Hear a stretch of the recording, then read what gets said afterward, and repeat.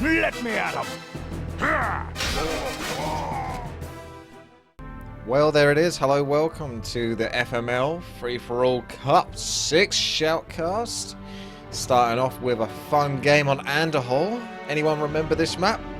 You might do if you've seen any of my videos, and it's one of the better videos that I have produced, and if you haven't seen it, just simply look up Warcraft 3 WTii Anderhole, and it'll take you over to a free-for-all game that I played on this map, and I had a little bit of trouble with a map hacker, let's just say that, and it went on for a couple of hours. Now, I'm not sure how long this game is going to go on for. I believe that there is a condition where if it goes longer than 90 minutes, then the players have something like 10 minutes to basically kill each other, or at least do whatever they can, and then the player with the highest score is the victor, because there are multiple games going on right now for this cup, and this is the beginning round, and with that, you're going to have to obviously put a little bit of a time limit so that everyone can actually make it to the final. Otherwise, you could have a free-for-all game going on for 12 hours. You never know. But we're going to look at this game right now. And starting up at the top position is Sweet. You may know him. He's been in my videos before. And he is playing as an orc, looking to be a pesky blade master by the looks of it, and go heavy on the economy. I'm not so worried about the grunts right now. And then below him, real nearby, is 9. And he is the blue orc, who does actually opt to go for the whole standard starting orc build with the barracks and the blade master. Then below this fella, at the bottom right, is another orc, who has also gone for the standard build. As we can see, blade master, barracks, almost finished, popping out a grunt. I imagine a second burrow, there we go, and then you grunt and you're happy. And then quite far away, bear in mind that this is the best possible position, do we have Anima, who is the red human, and he's starting off with his archmage, footman, and most likely going to take advantage of an early expansion. I don't see why not, especially as a human player. It's right next to you, and there's no reason to not do that. I don't see a reason to go into fast tech here. Now, he doesn't know his position here. He doesn't know his advantage, but bear in mind that this is a really big map. It's deceptively large. And if you want to get to your opponents, you have to go through bridges, generally speaking. That's the way you travel through this map. So it's not one giant open space. It does get closed in from certain positions. And his nearest positions, in terms of player spawns, are both empty. So if he really, really wanted to, and he was fluky enough to get away with it, he could have this expansion, 2 expansions, 3 expansions, 4 expansions, 5 expansions, if he was super ballsy, potentially. Whereas we can see our player here, 9, might struggle a little bit more, since he's only going to get his natural expansion, and then he's kind of stuck in between 2 other orcs. Now, the 2 other orcs have interesting ways to diverse their gameplay and the way that the game is going to play out for them by potentially taking this expansion and rivaling, you know, Anima over here. Now, we have to see whether that is the case and who gets up whose goat, so to speak. I think that's a phrase. And, yeah, I'd be interested to see what happens this game, because there's only one player that's really far away from everyone else, and the others are all stuck right next to each other. So you can see some solid archmage creeping right now. There is no tech. There is expansion, as you would imagine. So that's finished. 6 peons finishing off the expansion. It's quite expensive indeed. No more peasants coming out from this this town hall just yet. More creeping. Archmage halfway through level 2. He's got a plethora of things to go and creep. Although, to be fair with you, I've only played this map once, and that was since the last reset that they did recently for Warcraft 3. I say recently, that's more like 10 months ago now. He spotted a scout, and that's really an interesting scout, that is, because that's actually from the top right position sweep. So that doesn't really give you much information. You might think he's nearby, but you don't really truly know, because that player coming all the way over there and then a scout coming from underneath you, that's a bit confusing, I would say. So there we go, expansion being cleared out for Iron. I'm going to have to look up these players and find out who they might really be. I've pretty much just got back from work about an hour ago, and then I spent that time clearing up, getting changed, having a wash, and eating, and then cleaning teeth, and then getting the stream set up. And now here we are, literally within those amount of seconds.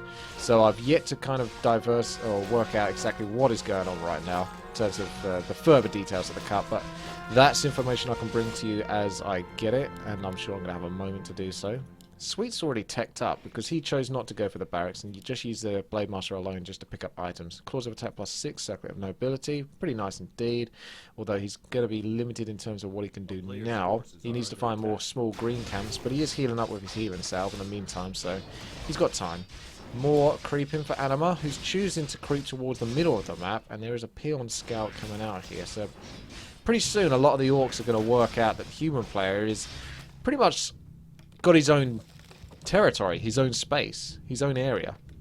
At least 2 of the orcs, that's going to be Sweet and 9. So that's the yellow and blue orc. Sweet is now really cheekily in the middle, trying to get this shredder to work, and I don't know if that's going to work. The Blade Master's trying to distract. There's 2 trappers here. Ooh, that is a dead shredder. That is really unlucky for Sweet. That's the sort of thing that would happen to me, almost guaranteed. So that's the harsh 375 gold and 100 wood lost there, as well as additional damage taken to the Blade Master. A minor setback, you may say. At least Cal Fast would. So, Iron? Let's call him Iron. The green orc, who stole my colour, is creeping up to level 3 already. Everyone loves the Murloc camps, apparently. There's a lot of them, and they don't do too much damage, so you can pretty much take care of them fairly easily without suffering too many, you know, harsh amounts of damage. I just realised that whatever the last thing I did in Warcraft 3 was probably to take a screenshot or something, so I took off the health bars. There you go. The health bars are on now, just in case anyone was saying, oh, where's the health bars? Here they are. You can see them in all their glorious green glory. What's going on there? Peon on Wolf Violence. Don't think I missed that.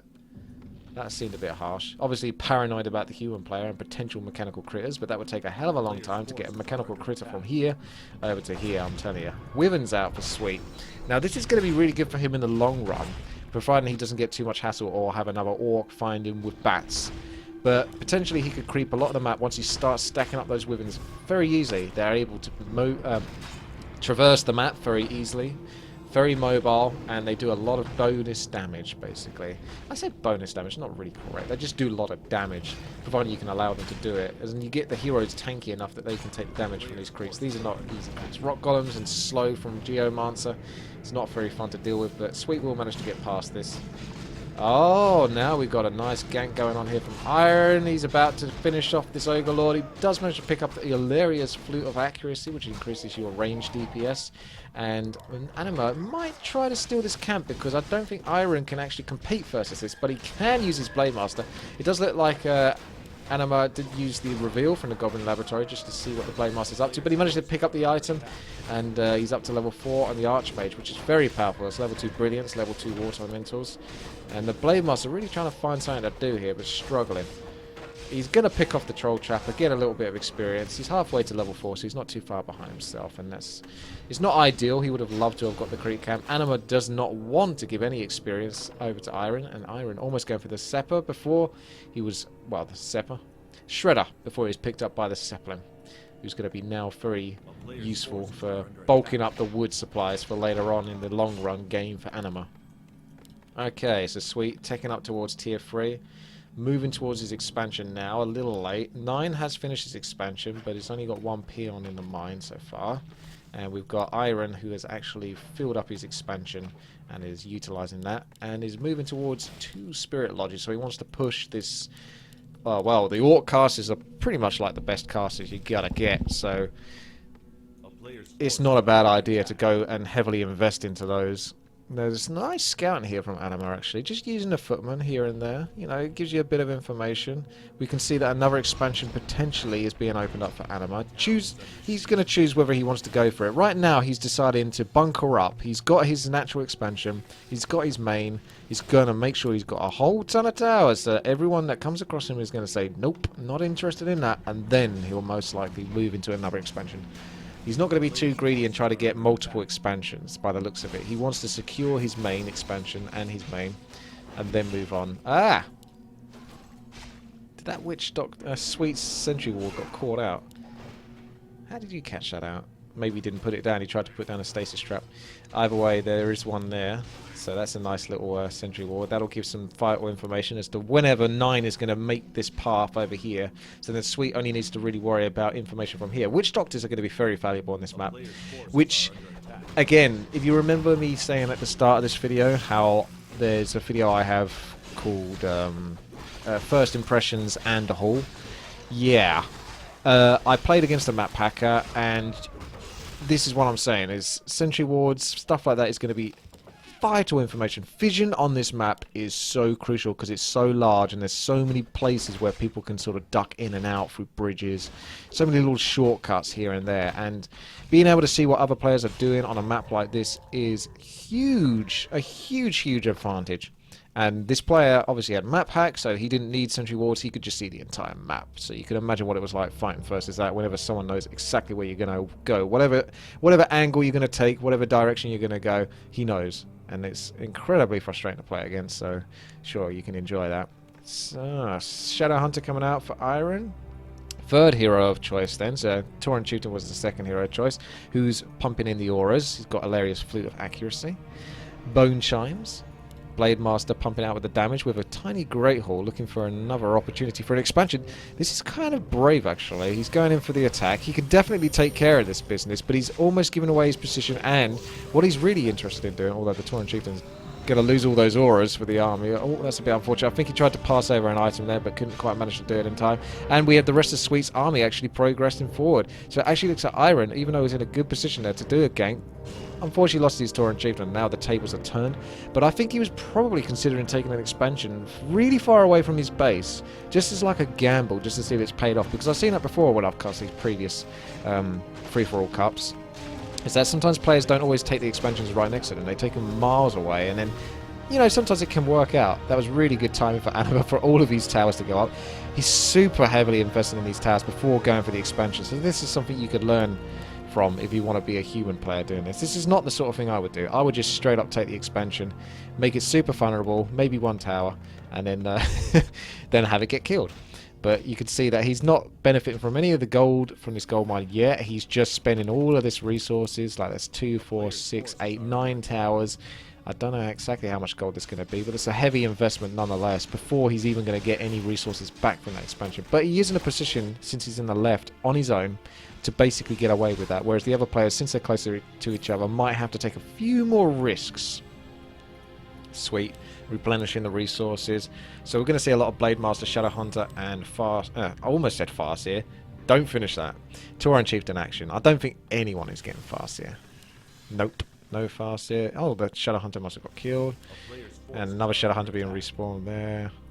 These two have been battling it out. Battle of the Shadow Hunters. They're pretty much the first to go down because they're very key support heroes. So if you can kill Shadow Hunter, you can really cripple the Orcs army. Now, Anima is looking so strong right now. And he's still making the most out of his Archmage and just a few crappy footmen to creep a lot of the more powerful camps. He's not investing his gold into replenishing too many more of these footmen or anything like that. He's just utilising his Archmage essentially is the biggest key here. Those level 3 water Taurens are incredibly powerful, and they'll let him get away with a lot, to be honest.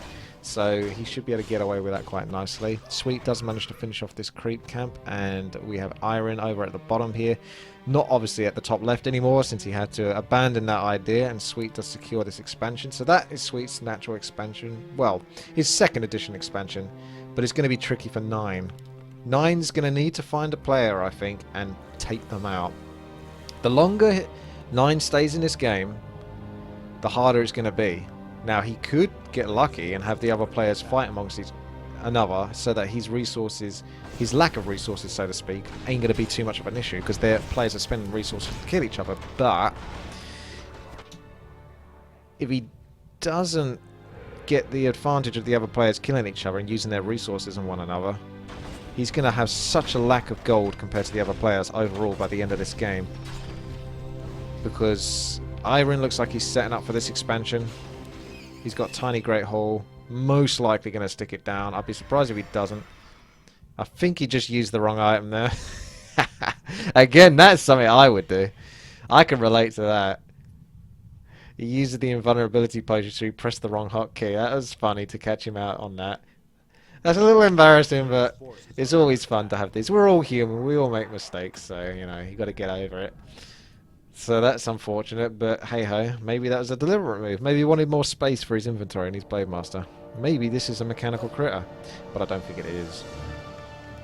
Okay, this is the part where Anima gets carried away with buildings. He's secured his expansions. He's happy with the amount of towers he's got. And he's like, okay, now I might actually build some buildings that are actually going to get me units. Why not? That seems like a thing to do in a free-for-all. It's only been like 20 minutes. And, yeah, 2 workshops, 2 arcane sanctums, 3 griffin aviaries. So, probably likely to see something like tanks, griffins, priests being the bulk of his army, alongside, you know, a few sorks and spellbreakers scattered here and there, I would say. Whereas the orcs are going to utilise as many casters as they can, whilst their triple heroes are putting out the damage, and they might have raiders and kodos as additional support. And oh wow, okay, Anima's going to go for this creep camp with only 3 heroes and the water torrents, and this could be really nasty right now. I think he might realise he's screwed.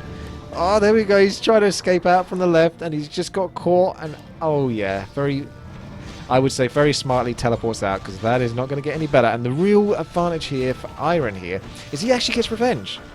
He gets a little bit of revenge from getting creep jacked earlier, and this creep camp is already set off in motion. It's done a fair bit of damage to set back Anima, and he's really in a good position here, Iron. It's not an easy creep camp. What he's got right now isn't ideal for creeping this camp, but because of this position that they're in, the mobs are pulled out, he's ready. He can do something with this. It's not easy though. I think he should have tried to stay with it with the other units and heroes, but maybe he might pull them back in a second. Give the Blade Master a little bit more healing, maybe if he's got a healing cell spare. It's a shame that he doesn't, because he could have done. Buy a bit of time and then re-aggro the creeps. Okay, so we've got some bat-on-bat action. So Wyverns are going to be pretty hard to use this game, since bats are going to be everywhere because there's 3 orcs. Lots of bestiary is going to be going down. Oh, now that's a really well-rounded army here from 9. He's obviously got the triple heroes, so the Blade Master. He's got, yeah, no, the Tauren Chieftain, the Shadow Hunter.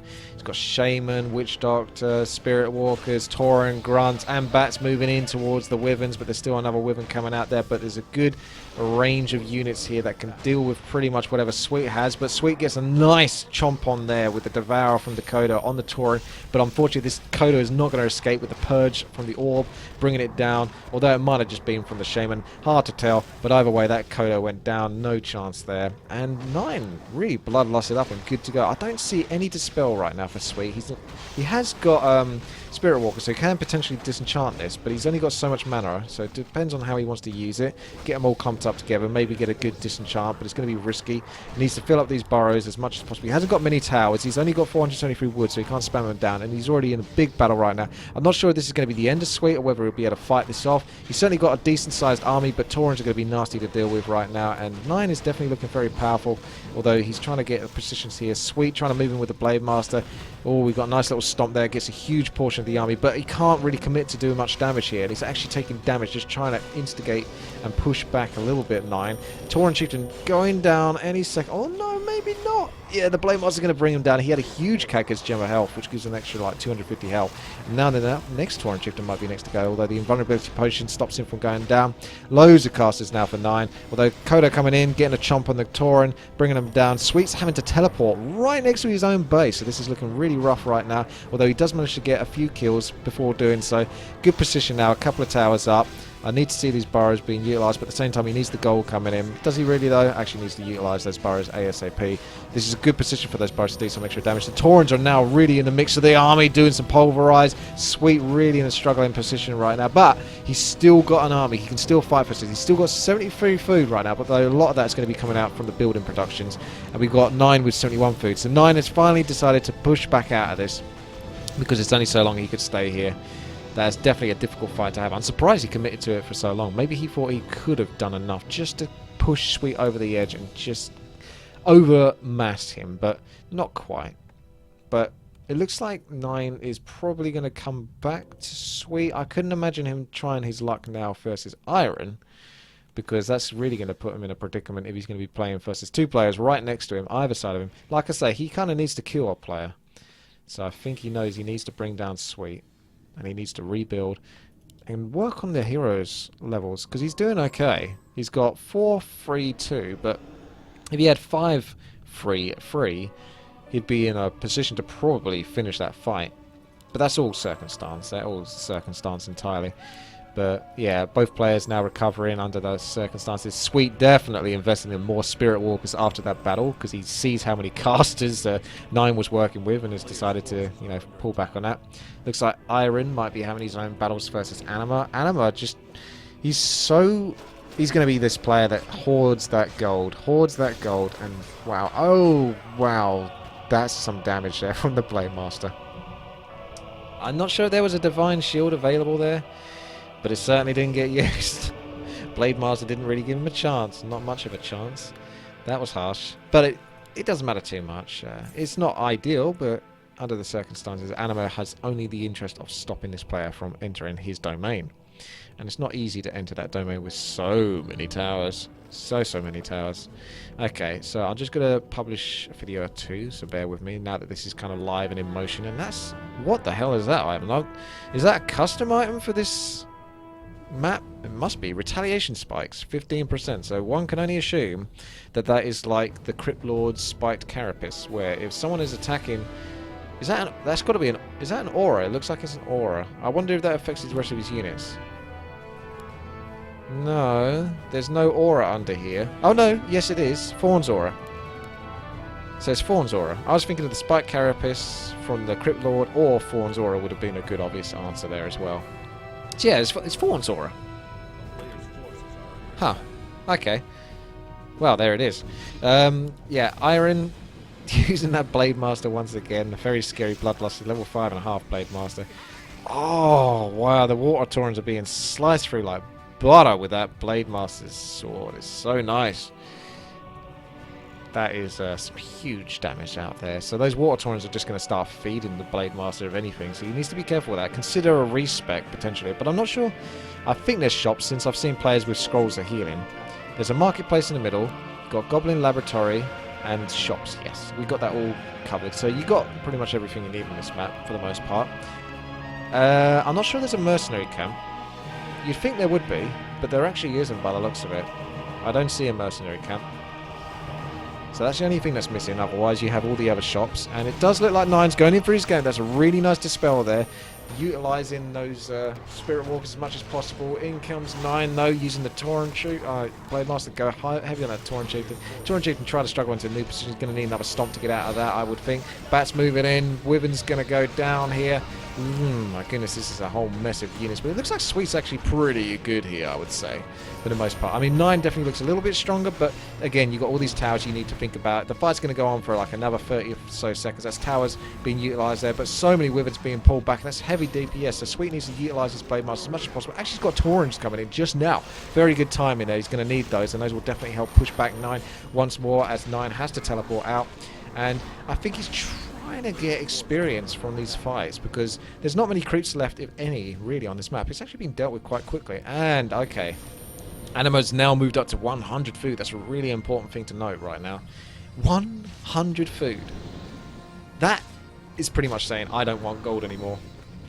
Okay? These players need to give me a chance to do something. Okay. Looks like he's pushed back Iron. So he's decided to go for it. Hopefully my throat will stick with me. Oh dear. Oh, it's like I got something stuck in it. It's horrible. Alright. Bear with me. I'm just going to finish off a couple of things I need to do, so you can look at this nice army standing here for the meantime.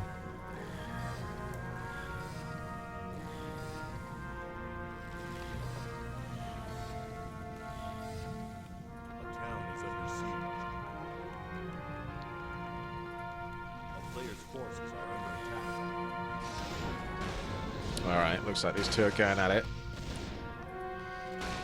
That's an expansion that Iron can't really afford to lose. But he will, because there's a 100 food army saying that he will lose it.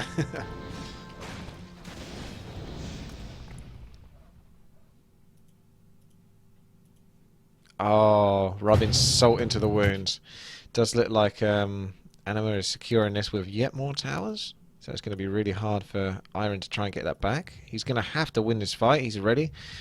His peons, I thought were going to be utilised with Spirit Link, but I'm not sure yet. We'll have to see whether he's going to commit to this fight or he's going to continue running further back. It looks like he's going to run further back because he still can't quite commit to this. He's going to need some real decent items on his heroes, and he has got Scroll of Healing, Potion of Mana, and Scroll of Resurrection. Really big items here, especially for his ground units. So he just needs to take care of the Griffins as much as possible, and then his ground units can always be re-resurrected. It does look like he's doing a lot of damage here, though. That Mountain King is definitely struggling. The Paladin had to use Divine Shield. Mountain King's fallen back, so there's only really the few Griffins left from Anima. He might actually struggle in this fight. Got 88 food versus 67 food, but Iron looks like he's just putting out more damage. He's more of a threat right now, and unless Anima can get some burst damage on the Shadow Hunter or anything like that, he's going to have to fall back.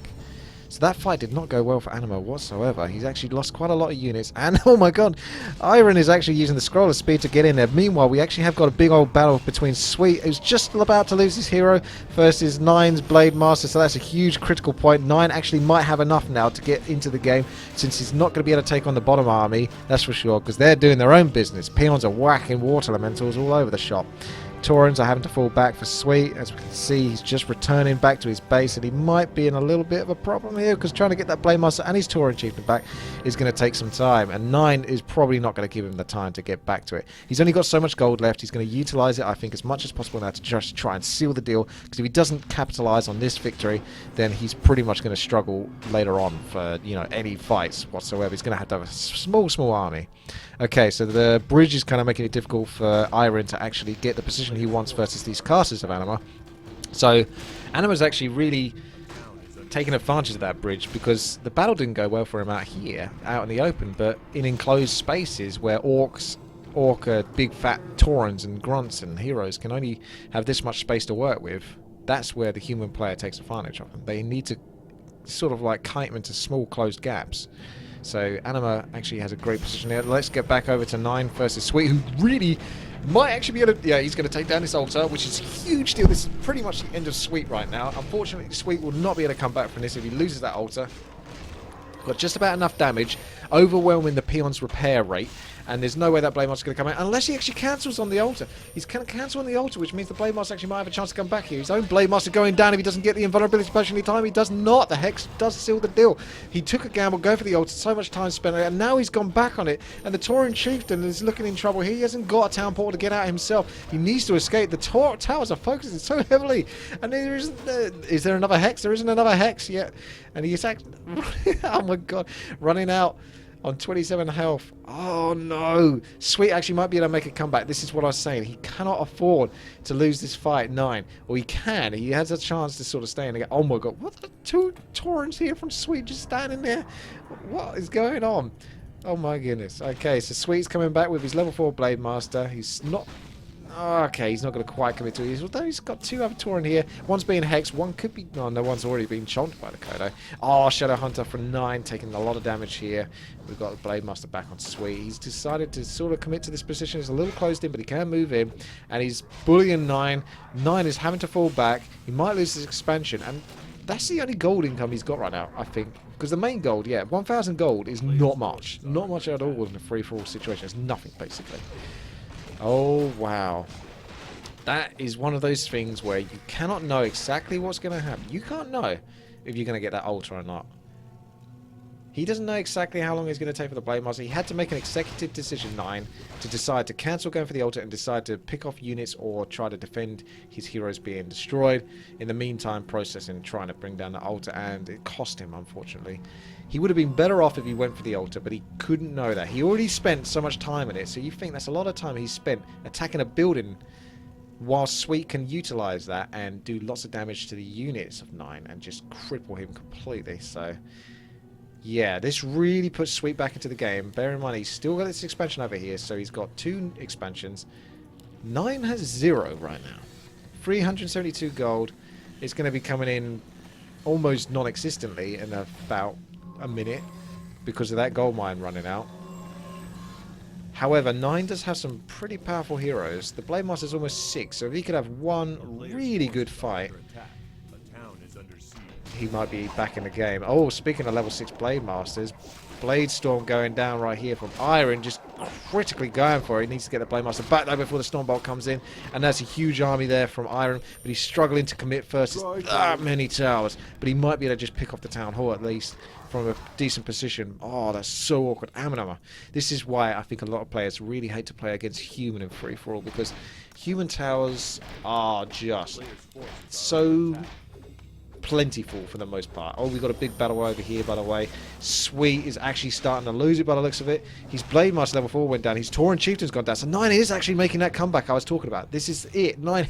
This is his last chance. He had it before, where it was like really critical that he wins the fight because he's run out of gold. Now he has to. 610 gold. He has to take Sweet out, because Sweet's got 3,700 gold. 9 has to remove Sweet. Has to take whatever expansions he could potentially get left. Okay, over here we got Iron, who, oh man, is going to find it real difficult to get past Anima's expansion. So many towers, just scattered out. It just makes it a real pain to try to deal with those. Those are nasty, nasty towers. They're fully upgraded, so that's imbued masonry, level 3. Reduction is 32%. That's quite a huge amount, really, when you think about it, for each and every single tower. And Anima can just keep pumping out the water lanterns. He's decided to stick to that. 9 is now going for this battle. Level 6 in the Blade Master. He's actually utilising that Blade Storm on the altar. Oh, this is it. That altar is not surviving this time. That leaves Sweet with just a level 4 Shadow Hunter and a 71 food army to deal with a 65 food army, but the heroes, man. Level 6 Blade Master, level 5 Tauren Chieftain, level 4 Shadow Hunter. That is not going to be easy to fight back versus. You can have your towers, but good luck with that, to be honest with you. Sweet is really going to struggle. He's going to need to utilise his towers to maybe just pick off whatever he can. Probably, ideally, the casters, if he can ever reach them, or the Kodo. I don't think he's going to have much chance to get down the heroes. It's going to be hard to burst damage a hero without the Blade Master. Okay. You know what? I did actually miss whoever managed to creep this camp in the middle. So much was going on. I do apologise for that. But we might be able to tell from the items alone. Crown of Kings. I think it might be safe to say that Iron killed it. Although he could have picked up the Crown of Kings simply from the marketplace. It's hard to know for sure. I mean, I wish I could have kept more of an eye on these things. But the game's been moving at a very fast pace. And I've tried to do the best I can. I'm sure I can do better though. So I'll try to keep an eye on that in future as much as possible. There's a lot going down in this fight, which is great for me because the problem with casting free-for-alls, right, is they can be the best things in the world to cast, and at the same time they can be the worst things to cast, because it simply comes down to how action-packed it is. Obviously, I'm a person that loves action. I understand the game to a certain degree, but I'm not on a professional level where I could probably tell you every single little intrinsic... I couldn't think of the word. I know what the word is, I just don't know how to say it, and I'm English, so make of what you will for that. Intrinsiquities. Oh, it's going to get worse the more I try to say it. Okay, so I just won't say it. But basically, there's a lot of little subtle nuances to the game, and professional free-for-all players will understand them better than I shall. So I can't give you too much information on that, but when it comes to action, I can cover that a lot more easily. That's probably my more forte, I would say, because I'm much better at doing that. I can think about things. I have got a brain. I can think about things, but I don't overthink it to the degree of every single potential strategy that could potentially ever happen. I just think on a sort of like more average level, I would say. I'm not saying I'm dumb. I'm just not that smart, okay? Get off my back. So we can see quite a lot of gold now for Anima. 7,900 gold. He's pretty much going to keep going on that. 14,000 gold on this expansion. He's got everything. I mean, that position is, let's face it, it is a winning position. It's got to be hard for Anima to lose this game. But Orc triple hero, if they get enough burst damage with the crits and the Wyvern focus, pick off a human hero too, there is a chance to come back here. It's not impossible. It's not easy, but if you can pick off those human heroes, that's so critical. In fact, I would highly suggest having a farm next to those taverns, because I wouldn't be surprised if we see a hero go down like almost instantly. You got the paladin to heal, but It could still happen, and you've got to really be careful of that. We can see that Sweet is actually still in the game. Bear that in mind. He's not actually out of the game. After all of that we saw, between 9 and Sweet, the altar going down, Sweet down to 1 hero, 9 still, because of his resources count, I think decided to just sort of say, you know what, I had a good fight, I got a lot of experience, I'm not going to lose any more. Because I basically can't afford to. I could push you and probably finish you, but you still got expansions. Is it worth it? I'll just secure this expansion and keep myself alive and utilize my powerful heroes for the next fight that we have. Now we're starting to get a bit of a conversation between the players. It looks like Sweet is trying to strike up a deal in terms of, you know, truce between himself and 9, and they need expansions. Anima. Look at, do these towers ever end? Really? I mean, if you look at this, like, you could just follow the towers all the way through. It's pretty ridiculous. Iron standing his ground over here. The middle of the map does feel so far away, and it kind of is. It looks like a witch doctor's keeping an eye on the items. An Inferno Stone. Okay. Okay. An Inferno Stone. That's a very important key. That could win you the game. That's just a little clue. Okay? That could win you the game, an Inferno Stone. That's very important. We got a big fight. Iron versus Anima. God, that is not a good start for Iron, but perhaps he can get something out of this. He's getting polymorphed as well, which is bizarre. You don't often get to see that. So nice use of the Sorks, and we've got more Wyverns being brought down almost to the clutches right now. There's a shop real nearby, so you could pick up on healing scrolls should you need to, after spamming out your own healing scrolls and whatever else you got. Is this fight going well for Iron? The Blamos is going to town. The Tauren is in there. The Taurens are all over the shops. And yes, this fight is going well for him, despite those Wyverns going down. They're just a means to an end right now. It's the ground army, and that's what I was talking about. That is exactly what I was talking about. The human hero could go down very quickly, and that is exactly what happened. That is right what Iron needs. The Orcs do have this kind of burst damage. If they can keep their casters alive, their heroes just do so much. Stomp, Hex, super damage from the Blade Master. There's a lot of CC control plus damage. Basically the two things that you need to bring down a hero. Control and damage. And Orc have that in abundance. Whereas Human have to play a bit more of a slower game, really wearing down their opponents with mortar teams and slow from the Sorks and gradual hits from the Griffins. They can't really do that burst damage that Orc can put out, and that's pretty much exactly what Iron needed. He's going straight in there with the Bladestorm. He's going to be able to pick off quite a few units here for free. Well, I say for free. It's obviously costing him health from the Bladestorm, but it's still very nice. And he can pull back, do a healing salve, maybe just heal up straight away. He's actually announcing to attack Red. This is it. He's softened Red, and everyone else needs to team up against him. I don't think the other... Oh, actually, yes, this is happening. Sweet is actually on Red right at the top here. Anima is getting punished from both sides. This is one of the slight downfalls, you could say, potentially, of being the most powerful player in the game, arguably, or having the most expansions, is that you'll end up, you know, pissing off enough players, or at least taking enough of their territories or their spaces to be enough of a threat that they want to go for you. Okay, so that's opened up an expansion for Sweet, potentially.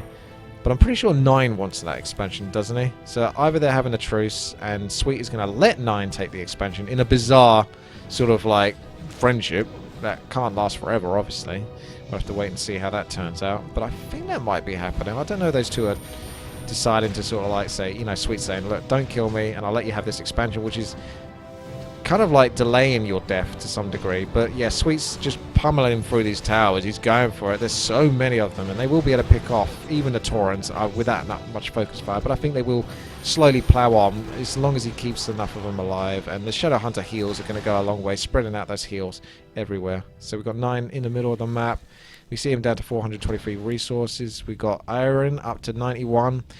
Food, but only 491 gold, so it's not quite so much. So he's in a bit of a predicament. In fact, he's chosen to stop mining from his mine because he's at the high upkeep, which means that you only get 40% gold income, which is basically nothing. It's virtually nothing. So yeah, when you've got 1 gold mine, it actually makes sense to not even get any gold coming in under those circumstances. He's still finding it difficult, despite his recent successes in the battles, to really push versus this, but I think the next fight, as long as that goes well for him, he should definitely be able to take this, and maybe the next expansion after that. But he's looking for that next successful fight. So you see he's being very patient, and he's got the weapons. They can put on the pressure, but no Dragonhawks for Anima. Ah, they're over here, because I was going to say that would be one unit that would be very key in a situation like this.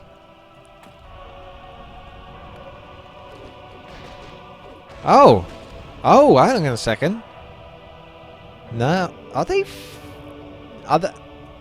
This is why I'm saying I'm finding it hard to work out whether they're on a truce or not. I think you could probably say that yes they are, although that might just be a mutual agreement to just not fight. And Sweet does take this expansion, so he's not doing what I thought he might be doing, which would be one of the weirdest sort of like relationship issues I've ever seen in a free-for-all game, where one player actually says, don't kill me and I'll let you have an expansion. But again, that, you know, that doesn't help you out that much, just gives you short term.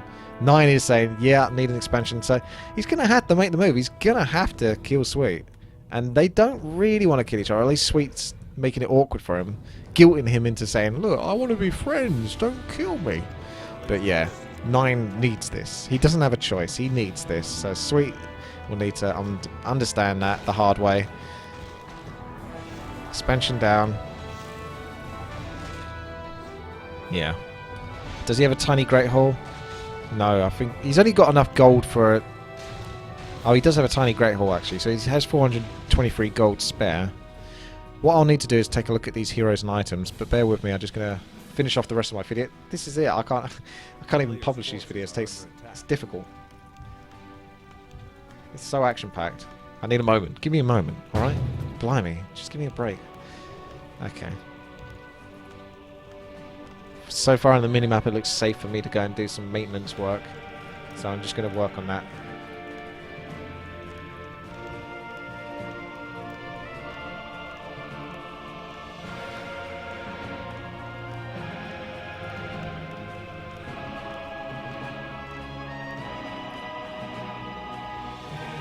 Okay.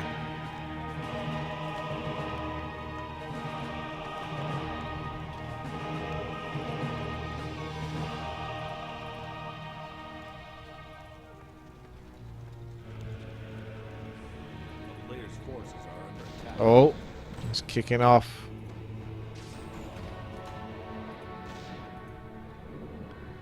I think Foggy's supposed to be in this game, to be honest, but maybe not actually. No, he's not. He's in a different game.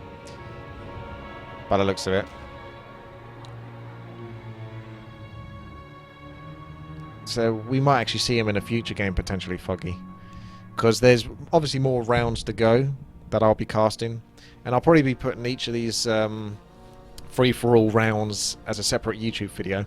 So you can catch the one that you want to see on the YouTube channel, www.youtube.com/WTiiWarcraft, WTiiWarcraft, where you'll catch me pretty much uploading daily Warcraft 3 videos. Typically I'm doing like crazy 4 versus 4 random team strategies and guides and commentaries here and there. I don't often do commentaries, but I do like to dabble in them from time to time. But typically I'm just playing the game and people are having fun watching it. And I have fun doing the strategies. They're pretty fucked up strategies, to be honest with you, but they do result in me getting very salty if they don't go well. I'm not very good at handling it when they don't go well. Just say that. So you do obviously get your entertainment value from that when they don't go well. I think a lot of people actually watch the videos hoping that the strategy doesn't work out for me, which is a bit mean, really, because I just want the game to go smooth. I got a strategy to do. In my head, I'm just like, let this work so I can have a great video and we can show off the strategy. And then everything goes wrong and I get very, very mad.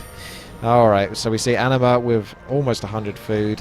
Looking pretty good shape right now to pretty much keep this defense going on. It's so hard for Iron to commit to this fight. He's got far less resources than Anima, and he needs to rely on the burst damage once again, picking off a human hero, getting that critical damage done so he can overwhelm the armies, because as you might know, heroes are very important in Warcraft 3, so the only way you can really overpower someone that has way more gold than you and resources and buildings and stuff like that is to pretty much kill the heroes.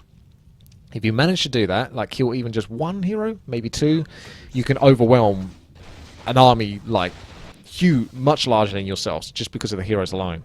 So the armies are just sort of like a support for the heroes, and that's where the Orc comes in. They are really just a large support. That's why the Orcs have so many casters, because... And if you ever see my 4 versus 4, wow, we've got Sweet come fighting versus the... oh no, How's this town portal going to go? Anima's locked in between two orcs. Does Sweet and Iron even know? Are they privately messaging each other in this game? I don't know for sure. I don't know. You attacking red near where you're expo. They might actually be working on that. It's hard to tell. There's all sorts of weird communications going on. Oh, now Iron is actually going for it. There's so much damage on the Mion King. Is there another heal coming in for it? The town portal is going off for the Archmage. He's going to town portal into his own expansion. I imagine down here, surely? Yes. Because that's the only place you would want a town portal. If you town portal anywhere else, you're going to screw yourself amongst all those towers. Sweet. Ah, imagine getting into there with a nice little Blade Storm. That'd be very nice indeed. Real good position there for Iron, but he needs to get the Blade Master out, so he'd want to have an invulnerability potion or something like that on the Blade Master so that he can actually escape from such a situation.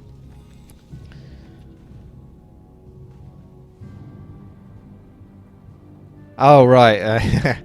We are in a 10-minute delay, by the way, people, but there is a question in the chat room regarding whether I had defeated the 11 insane computers. And not yet is the answer. I say not yet. That's very key. Not yet. I did have a good go at it for a while. I got so close, so close, so close. And then I had other things I needed to crack on with.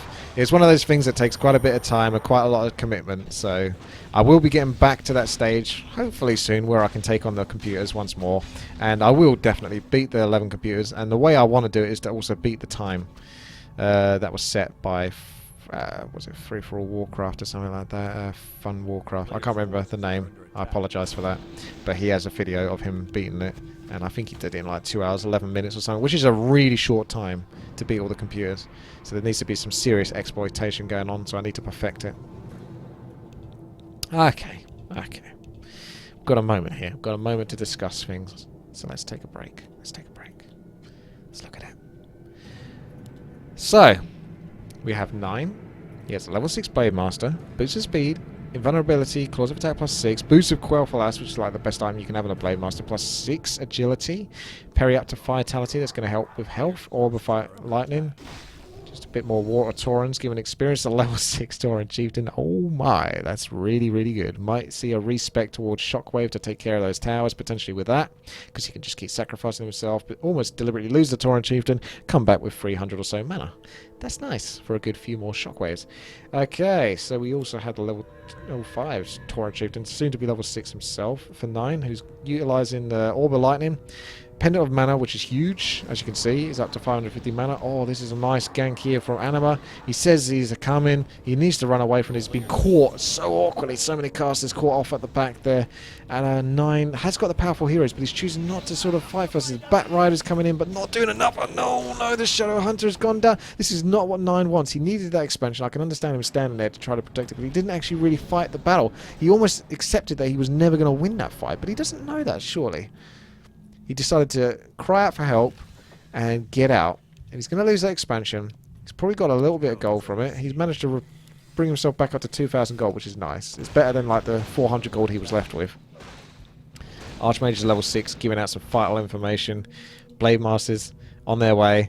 But I do want to discuss a little bit more as to what these guys have in terms of their heroes. So yeah, you got the health from the Tauren Chieftain, the boost of speed, and the extra mana.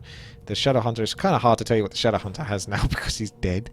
But yeah, otherwise 9 is rocking a 65 food army mixed with Tauren, Kodo, Witch Doctors, Shaman, and some Spirit Walkers. So good for him, huh? Good for him.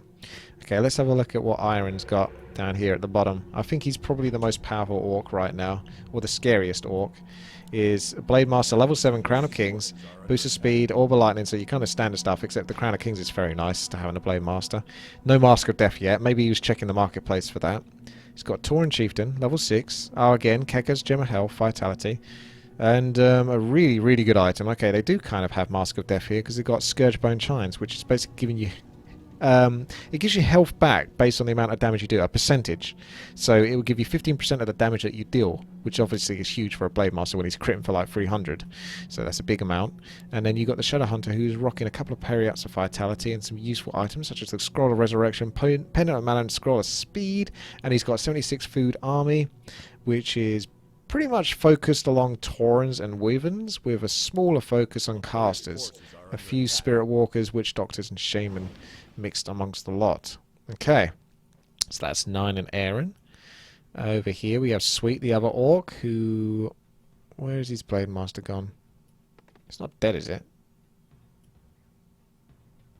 Somewhere on the map, but I don't see a yellow blob. Where's the yellow blob? Maybe he's chosen not to have a Blade Master this game. I must be... Oh, I'm bloody blind! It was there! Why the hell could I not see it? It's like an optical illusion or something. Okay. So the Blade Master is rolling out, looking for trouble, and he's got Boosted Coil Flash. Oh, yeah, that's nice. Maybe I did already cover him, was it the other orc? Well, there's so many bloody Blade Masters with these items. Makes you think it's the same one. Just trying to... Uh-oh. There goes another expansion. Anima keeping hold of his territory. Yeah, it was Nine's Blade Master with the Boosted Coil Flash as well. So very good items here overall. These players have been pretty successful in terms of getting the items that they're after. Not sure how much of them have been replaced by items in the marketplace, but the Blade Master has the Boosted Coil Flash. He's got the Claws of Attack +6, Invulnerability Potion, Scroll of Healing, and Circular Nobility along with Aura Lightning. And, oh wow, Blade Master can just get away with so much at a certain stage. Once you get to like level 7, they're pretty much comfortable to just walk away and get into all sorts of trouble.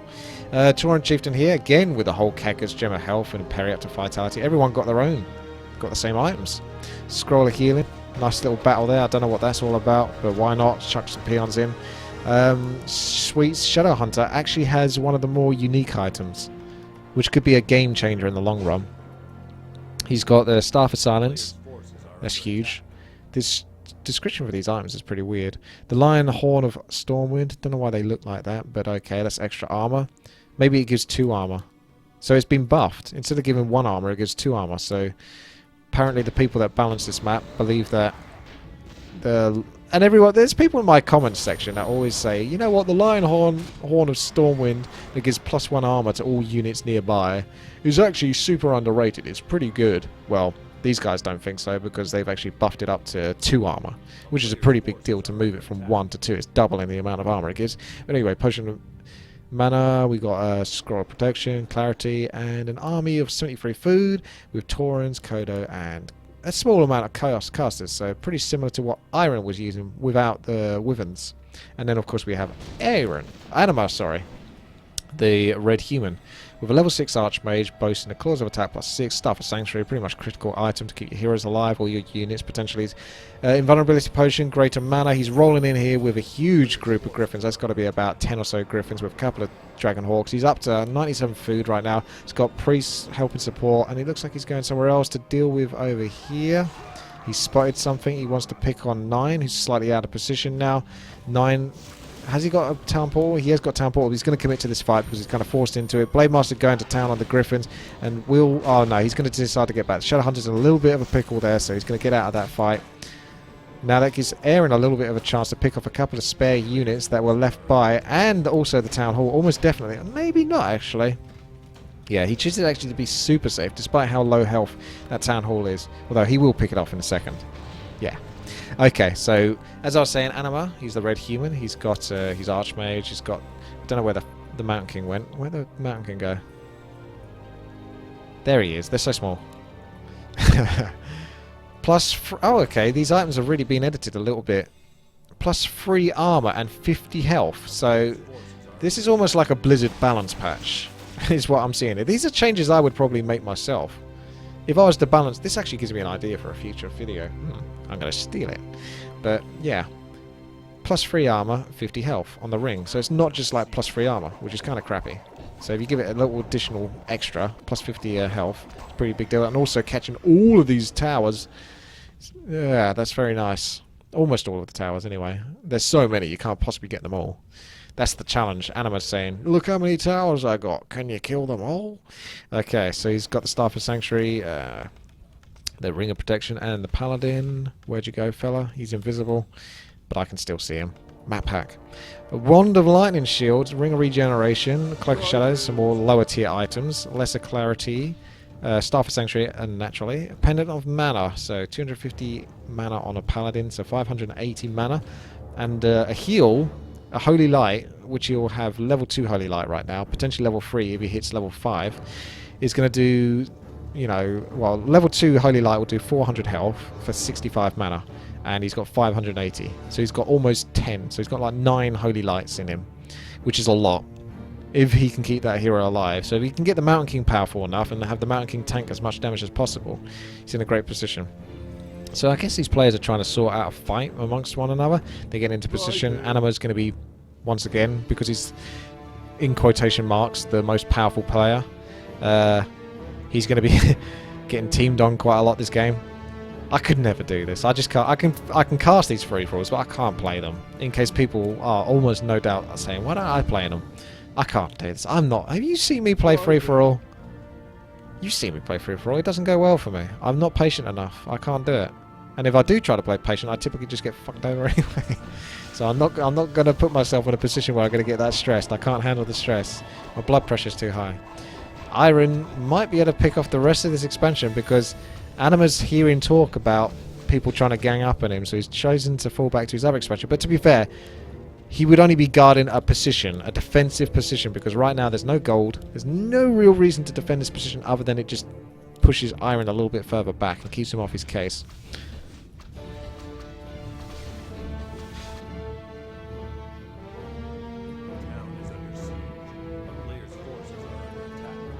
$1,200 gold left in this mine. This one, oh, wow, okay.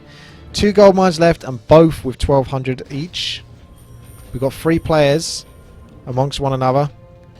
This is making it pretty awkward. 9 is even going to get in on the action. So 9, he's telling him to go. I don't think he knows exactly where 9 is. 9 is a little further away, but 9 is going to get there eventually. I assume that 9 is going to... Oh yeah, Iron's accusing the Sweet of not committing enough of his army. Which I can understand. It's the politics. The politics of free-for-all. You're like, you're telling us what to do, but you're not really committing enough. Come on now. Come on. I would love to see Iron just sort of like betray Sweet there. And just go for him. Because then Sweet can... he's stuck between 2 players. He could so easily be betrayed right at this point. Look at this. Human on the left side, Orc on the right-hand side, Bridge in the middle. That's where you're standing. It's Water Torrent, sneakily observing what's going on.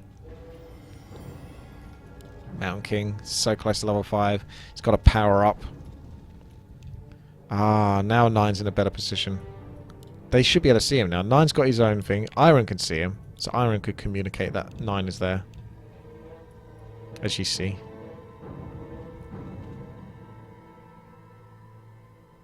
This is difficult for Anima because he wants to still keep this position. He's very stubborn. He's the kind of player that wants to keep hold of everything, as you can see with that many towers. But he knows that he's going to get attacked here, potentially, so he kind of does have to just let this go. And then, if he does, that's fair enough, because it's like... Okay, there could potentially be 3 of you attacking me at the same time, but I don't think you will commit to that, because that means that 3 of you have got to stand in this area, this spot, and not attack each other, and go for my towers only, whilst I'm fighting you. Do you think you can manage that without attacking each other, and screwing each other over? You're probably not going to commit to something like that. It's a bit like... an actual battle, an actual war. Imagine charging into a battle. Would you want to be the first guy charging in? Probably not, but Sweet looks like he's up for it. I think he got caught out a little bit there. I don't think he quite realised just how much he was committing there. So he's actually having to town port out of this out of a slight panic. Which means that it's up to Iron and 9 to potentially push this position. This is kind of unfortunate for Anima to have these lag spikes, but they are just spikes. They're not solid lag right now. He's not just fully disconnecting. He is just getting spikes, so maybe he can work it off. Give him a moment to work it off. Boom goes the mine. Sweet should be finishing off this gold mine. Boom. That's quite satisfactory, that is, watching it. I don't often get to see mines blow up at the end. Makes you wonder why they do bloody blow up, doesn't it? Did they just... What were they doing? Just to get the last nugget of gold, they used some dynamite or something? I don't know. Your questions here. Also, let's just take a moment to enjoy the nice architecture as Blizzard were preparing for World of Warcraft. Warcraft 3 was going to be World of Warcraft. And then they decided, you know what? I think players want to be in a slightly larger world and a slightly more developed world than this. It's kind of like the precursor for World of Warcraft, basically. And buildings like this kind of give you a clue to that. Just because of the design, the architecture, and you see how World of Warcraft looks. Now, you could obviously say World of Warcraft took this from Warcraft 3, but they were working on both simultaneously. Obviously, World of Warcraft a little bit later on, but they were very close together. I remember seeing adverts for World of Warcraft in When I bought Warcraft 3, I remember seeing a pamphlet in my Warcraft 3 CD case. This is back when you used to buy CD cases, boys and girls, not digitally. That actually advertised World of Warcraft and showed screenshots of World of Warcraft and such. So they were clearly working on both at the same time. This is pretty much why Warcraft 3 is such a fantastic game. For those of you that slag off World of Warcraft, I think you're wrong to do so. Plus, World of Warcraft was like the best game ever, practically, for the first few years. You can thank World of Warcraft for the amount that Warcraft 3 has. The amount of detail that we have in Warcraft 3, it is a legendary game. It is well and truly above the curve for RTS games. Well and truly. It's got so much depth. And it's pretty much largely... nice damage to sweep there from the Blade Master. Some huge crits. It's pretty much thanks to World of Warcraft for a large part of it. Simply because Blizzard had to put so much into Warcraft 3 to kind of understand what World of Warcraft was going to be. And they obviously wanted to sort of like pimp out World of Warcraft as much as possible. So if people had a good experience with Warcraft 3, they're likely to check out World of Warcraft. So it goes hand in hand, you know.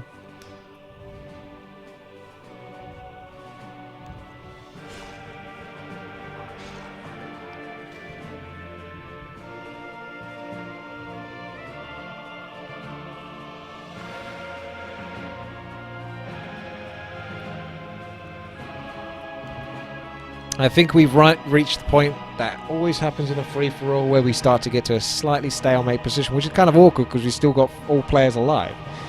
It's not even like we've only got 2 players left or something. Everyone's still alive.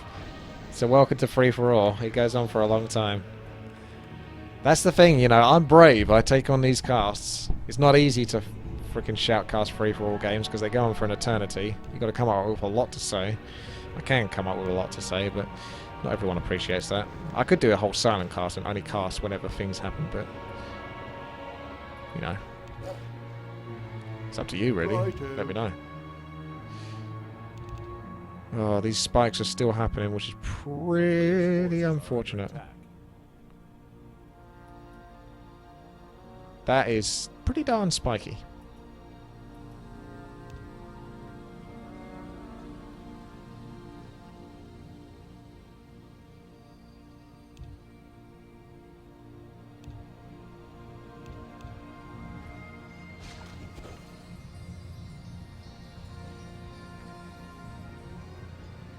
Alright, I'll take a short moment now, since I think the players are at a break, to just kind of look at what resources they have. So we'll start off with Laggy Anima.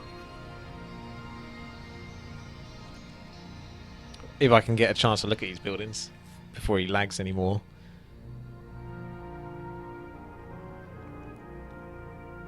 Oh dear, that is a long lag. That's a dangerous lag, that is. Oh, yep, he's gone. He's going to have to reconnect, so players will probably have to pause and let him try to rejoin. And if he can't, all of that hard work, all of that sort of like territory defense will be for naught, as he would have pretty much been forfeiting the game from a connection. He reconnected apparently, so he should be with us. Oh no, he's gone! Exceeded permitted total lagging time. Oh, what? Is he... Oh, he's grey? I don't think he's coming back from that. Holy shit. That's huge. That's really going to change the diversity. Oh, the orcs turn on each other now that the red is out. No more truce. They're all betraying one another. I like it. That's cool. That's cool. I like that. Just the turnaround there. It's just like, nope. You be dead. I want this experience. You should get... Oh no, I think if you're level 5, you don't get experience of this. Let's find out. 1860. No, I'm not seeing any experience go up. I think if you're underneath level 5, you can still get experience for dead units, so to speak. You know, like AFK units if a player left. It's really key in free-for-all, coming across an army, and if you've got a low-level 3rd hero or something, just bring them along with your army and pick off the units and get lots of free experience. But yeah, you won't get anything for this, other than just the satisfactory feeling of killing all of these. So yeah, I was going to talk about what Anima is at, but currently he's at 0 gold, 0 wood, and soon to be 0 food. Now we've got Iron, who's at only 157 gold, 5,000 wood, and 80 food. So he's got a decent sized army. He's definitely got powerful heroes, no doubt about that. So I'd put him next in line, but 9's not far behind. Sweet's shortly behind 9, although Sweet might actually have the most gold. So let's take a look at 9. 76 food and 37 gold. The wood doesn't really matter at this point, but the heroes are pretty respectable in comparison to the others, but not quite there. Sweet, who is 3,000 gold, 73 wood, gold, 73 food, that's the one. Really lacking on the heroes, I would say. 2 level 5s and a level 2. The Tauren Chieftain hasn't had much luck in getting experience. The town is under siege. And the army is very ground focused, so if he can't utilise those Taurens too well versus the Wyverns, he's got enough gold to build the bats to pretty much remove the Wyverns though, so he's okay really versus Iron. And 9 has a good mix of everything really. He's got a few Wyverns and a Tauren, so he's kind of got the mix of Wyverns and Taurens, which is where he needs to be right now, because he's the player that can't actually afford to build the counters anymore. He has to have an all-rounder army just to deal with whatever's coming at him. I'm kind of surprised that I haven't seen any raiders this game. I don't think I've seen one raider, which is really weird when you think of how orcs play. But none of them, 3 orcs, none of them have built a raider. That's really bizarre. Like, they're really important units. Like, they can ensnare, they can catch people out. It's basically like a crappy hex or something. And you can have multiple amounts of them. It doesn't work versus... Actually, fuck. It works versus everything. Oh my god. I almost... What? What's this? What? Do my eyes deceive me? I think this is a raider. The hell? This is on a 10-minute delay, by the way, so he couldn't have just heard me say that and get one just because I was saying it. That right there is a raider. It's a raider. Oh my god, that's so weird. What a coincidence. Okay, so we have a happy raider chilling out. Yeah, if any orc players build a raider, they never let anyone else know about it, apparently. They hide it. They're like, nope, nope, I've got a raider. You can't know about this. This is top secret information. Because no one uses raiders. Right, well, there you go. So, players are going to be finishing off Red's bases. I guess they're just exploring a little bit, just to see what's up. Potentially build a farm or something, or a burrow rather, just to hide a building. Because otherwise there's not much of a purpose in going through these buildings. So what you kind of need to ask yourself is which player is going to team up with who, because there's 3 players left, and I would say all 3 are of relatively equal strength. So are we going to have a 2 versus 1 situation, and who is going to come to that decision? Who is going to be the player that is on their own versus the other 2? If that's going to happen. Because it's kind of awkward. Pardon the pun, 3 orcs. But maybe Sweet might force the hand of 9 anyway. We could have one player just kind of force that hand and that decision be made. He's actually brought this raider out into the open, so I hope he realises the risk he's making here by letting the other orcs see his raider. Because that is a gigantic risk. Even the Shredder's coming in on this action for 9. What do we have from the shop? I mean, he's got the gold, 1,800 gold. It is going down pretty fast as he moves up closer towards 100 food. Choosing not to purchase Crown of Kings for 1,000 gold. I don't see why not. It's a beautiful item. Could do that. Could do that quite easily. Rune Braces potentially versus Hex and Stomp. Amulet of Spell Shield, 40-second anti-spell is kind of maybe good versus Undead more than anything else, but yeah, the Inferno Stone is always such a big gamble, but can definitely pay off in a big fight, especially if it's like the last fight you're going to have.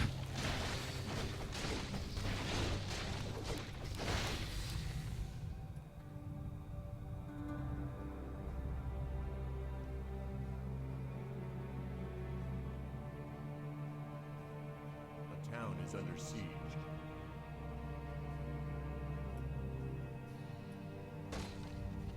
Oh, A player's forces do we have are pillage research for any of these players thinking about it? That might have been a reason why they were going through the buildings so quickly. Is because they might have not want any of the... Oh, he has got pillage. You can see his gold just went up there. They might not want any of the other players to actually get the benefit of pillage versus the buildings, so they want to destroy the buildings for themselves. I wonder how much gold he'd get from this. You could probably work it out. I think you get something like 25% of the gold back, but I don't know if it's dependent on the type of unit that's also attacking as well. But if farms are like 80 gold, so 80, 160, 240, so 480, and then you could just roughly say about 700 gold. You might be able to get like 250 gold from all of that, from just one peon, potentially. I'm not exactly sure, that's just a rough guess. But 250 gold might be really important at this stage when it's at stalemate position.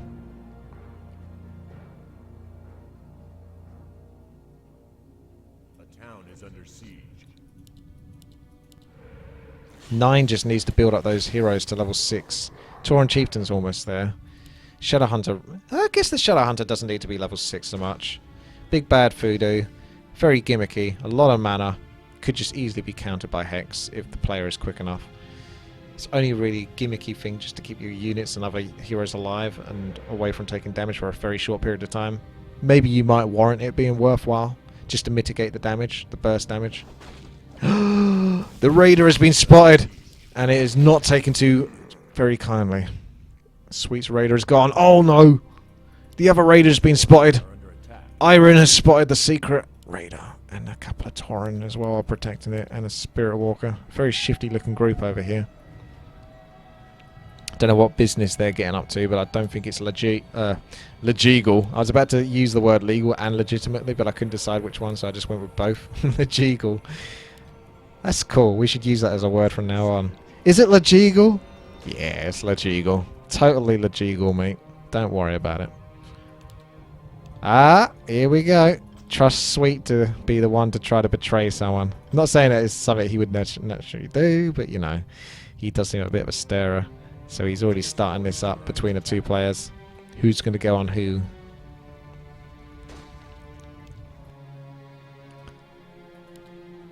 This is the advantage of being an orc, I think, in a stalemate kind of situation. Is the Blade Master is just such a cool hero to just run around with and just sort of see what's happening around the map without getting into too much trouble. You can't really...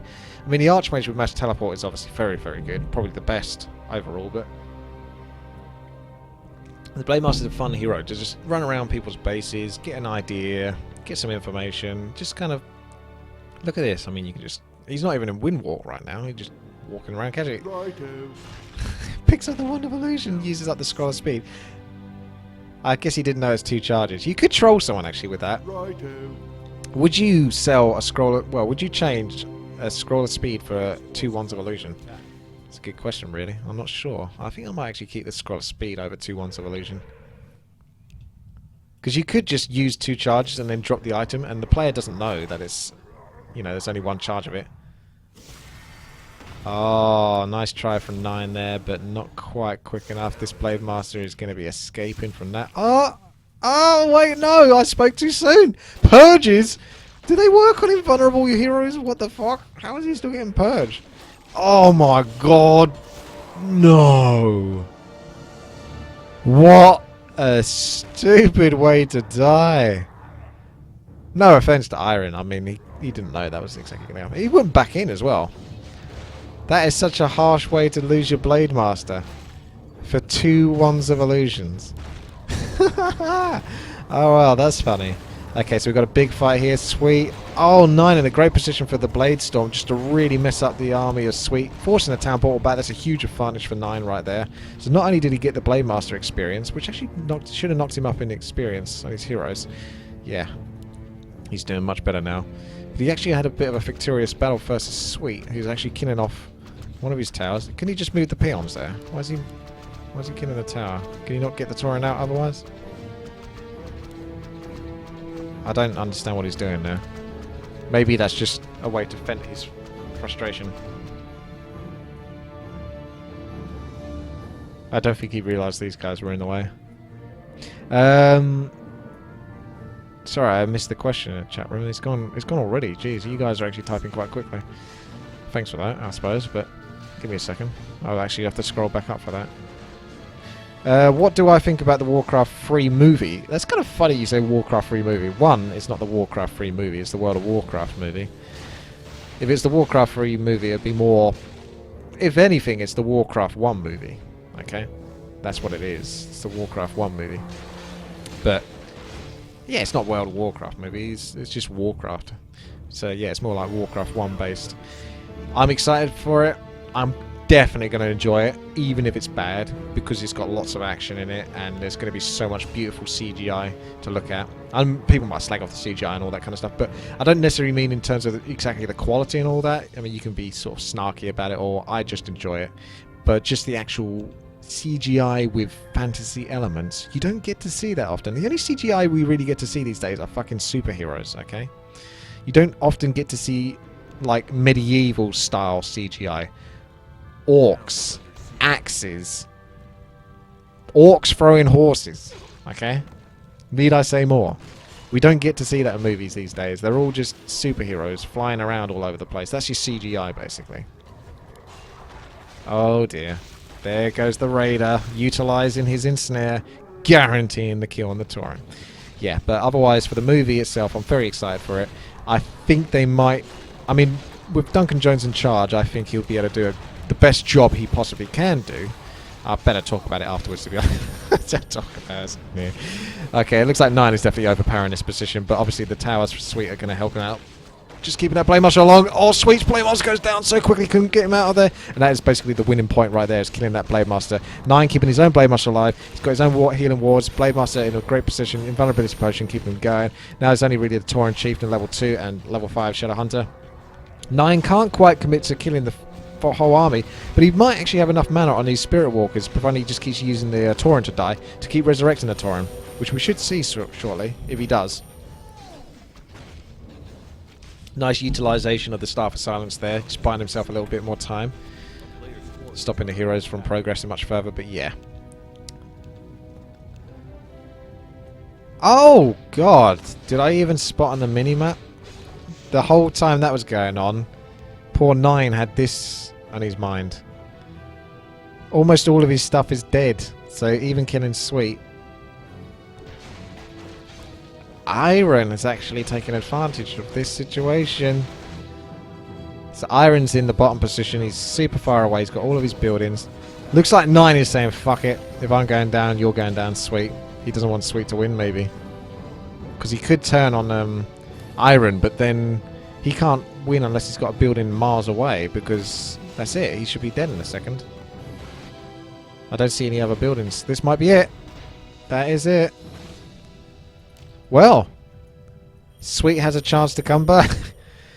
If he uses his Tauren Chieftain and kills all those units, I think theoretically, if I'm thinking about it right, he should be able to build him up to, you know, level 4, maybe even level 5. Well, yeah, definitely level 5 from all of that.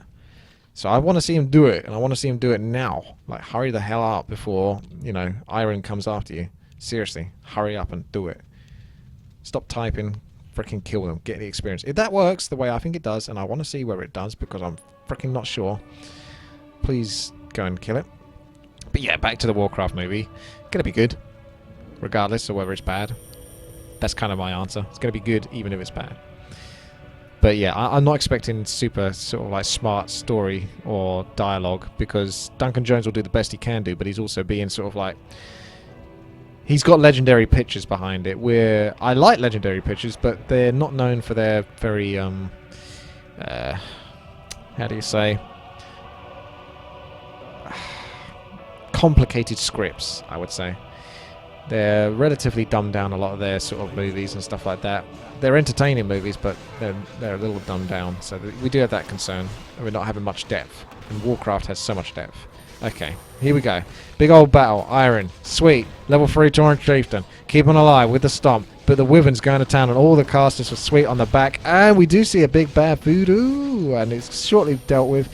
And it used its purpose there for a short while. It's just a distraction. And down goes the Tauren Chieftain for Sweet. Only left with other Taurens. His Shadow Hunter is surely about to go down now. And there's the GG. There is the GG. Well, that escalated very quickly, and Iron managed to take it. I think he was the worthwhile player there. Iron did a really good job fighting his own versus Anima for the vast majority of the game, and he really almost took Anima out of the game himself, despite the advantages that Anima had, with the power of a Blade Master being bloodlusted. And, wow, 9 actually did really well for hero kills. He actually did better than I gave him credit for. 11 hero kills is a lot. Yikes. But the gold, man, look at the gold. 50,000 gold with 26,000 lost to upkeep, so it's like 76,000 gold there for Anima. And Sweet next on 35k, then 28k for Iron, and 9 with 27k. So the three orcs were pretty similar, and the human taking advantage of his position, but not taking advantage of his internet connection. Alright then, thank you everyone for watching very much. Take care, and make sure to check out more videos on the channel, youtube.com/WTiiWarcraft, or where I'm streaming this from right now, live over at twitch.tv/WTii. I'll see you later.